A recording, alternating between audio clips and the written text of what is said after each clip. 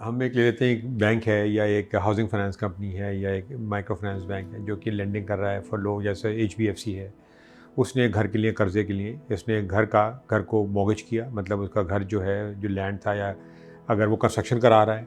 या वो कहीं ख़रीदना चाह रहा है, तो जो वो ख़रीद रहा है घर, उस घर को वो मॉर्गेज कर लेते हैं, उसको एज अ कोलैटरल रख लेते हैं अपने पास, और कोलैटरल की बेसिस पे उसको पैसे दे देते हैं कि जी ठीक है, अब हो गया और अब तुमने इंस्टॉलमेंट देनी है इसकी, इतने अरसे में पे ऑफ करना है घर। ये तो प्राइमरी वाला पार्ट हो गया जहाँ ये मॉर्गेजेस क्रिएट हो रही हैं।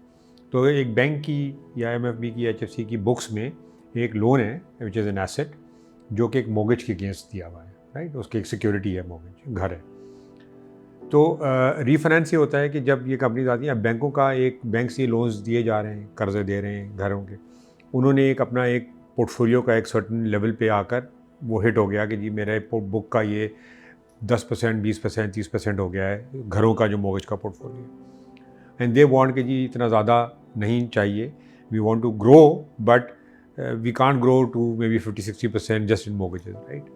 Unless it's a specialized institution. तो वो फिर क्या करते हैं, वो कहते हैं जी ठीक है, हम अपना पोर्टफोलियो, इतना एक पोर्टफोलियो जो है मॉर्गेजेस का, वो आगे बेच देते हैं। So that's where mortgage refinance companies come in. So mortgage refinance company will come in and say कि ठीक है, ये पोर्टफोलियो मैं ख़रीद लेता हूँ आपसे।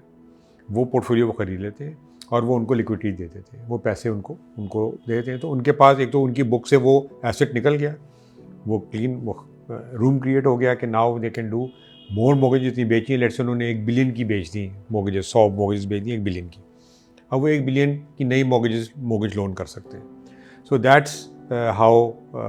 तो ये जो पोर्टफोलियो ख़रीदा, लेट्स से PMRC ने ख़रीद लिया, तो PMRC फिर इसको पैकेज करेगी, इसको यूनिट्स में बना देगी कि जी मैं इसके जैसे स्टॉक्स होते हैं, शेयर्स में आप मार्केट में जाके बेचते हैं, तो आप कहते हैं जी कोई भी एक इन्वेस्टर आता है, वो 5,000 रुपये की भी स्टॉक्स ले सकता है, 1,000 रुपये की भी ले सकता है, 10,000 का, लाख, वटेवर। तो जाकर वो मार्केट में यूनिट्स बेच देते हैं, वो मार्केट्स में बेचते हैं, उससे पैसा रेज होता है। तो this cycle continues, that's how this is refinancing and this structure of securitization. क्योंकि जब आपने यूनिट बनाया, उस यूनिट के against there is collateral attach, वो मॉर्गेज, उसका बैक एंड से उसकी रीपेमेंट्स आ रही हैं मॉर्गेज की, और वो पे हो रही हैं, जिससे उसको, इन्वेस्टर को, उसका इंटरेस्ट पे हो रहा है या उसका मुनाफा पे हो रहा है। तो हमने जब अपनी लेंडिंग शुरू की, वी वांटेड कि एक सर्टन क्राइटेरिया के ऊपर लेंडिंग हो,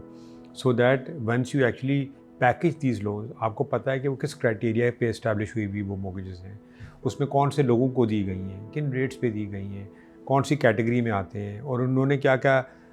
उसके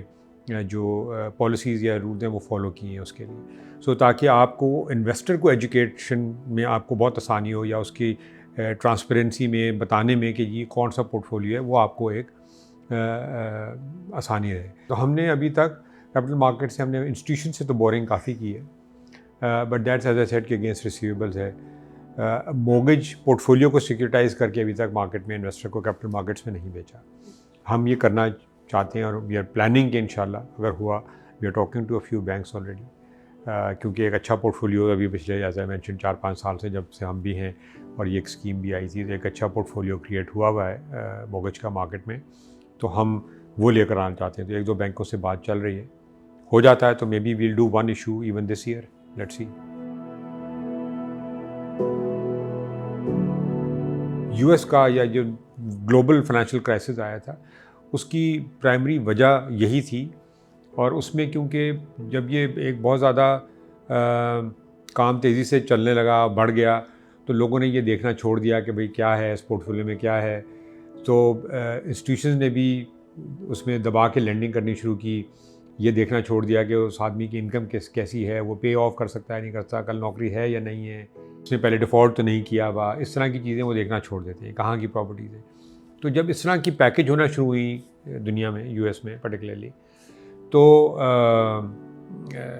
पोर्टफोलियो का जो क्वालिटी थी वो डिटीरिएट हुई। लोगों को तो इसका नहीं पता कि उसके अंदर क्या है। ऑडिट फर्म्स ने ऑडिट करना था, रेटिंग फर्म ने उसको रेट करना था, nobody give that type of an attention. और इवेंचुअली हुआ ये कि जब ये रेट्स बढ़ने शुरू हुए US में भी, तो इंस्टॉलमेंट्स बढ़नी शुरू हुई लोगों की, लोगों का वो पेमेंट, या उनकी जॉब चली गई या जॉब थी नहीं, वो पे नहीं कर सकता था, पर उसने ले ली थी mortgage,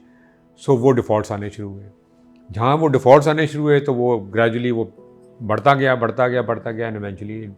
बलून्ड into a crisis situation. So और उसकी तो इसीलिए हम ये चाहते हैं कि ये जो इसके जितनी भी क्राइटेरिया है वो एक तरह का हो, हमें पता हो हम कौन सी मॉर्गेजेस पैकेज कर रहे हैं, लोगों को पता हो कौन सी मॉर्गेजेस हैं, और हम उसमें एक तरह का वो भी रखना चाहते हैं कि एक ओवर कोलैटरलाइजेशन भी रखना चाहते हैं कि उसमें हम जब देंगे तो उसमें 100 के अगेंस्ट 100 नहीं होगी, बट 100 के अगेंस्ट शायद 120 हो, कि अगर उसमें कुछ आता भी है तो इन्वेस्टर को उसका इतना इम्पैक्ट ना आए उसकी डिफ़ॉल्ट का, ताकि there is an enough margin there के उसकी पेमेंट्स उसी तरह से कंटिन्यू कर सकें।